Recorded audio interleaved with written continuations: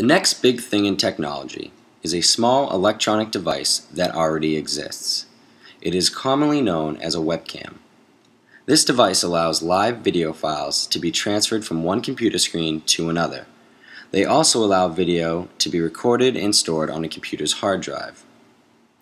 People are able to do many things with webcams, such as video chats with friends, security for your home, connecting with family, or just seeing what the dog does in the backyard all day. Some individuals have made a career out of using webcams.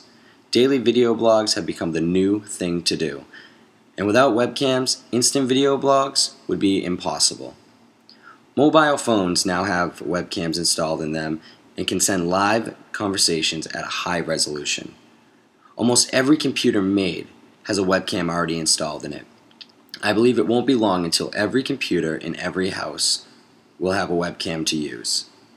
Technology is rapidly growing and becoming more advanced, while the human desire to connect with people is on the same road. The future of what webcams will become is uncertain. However, they will exist and be on the top of their technological field in whatever form they are in.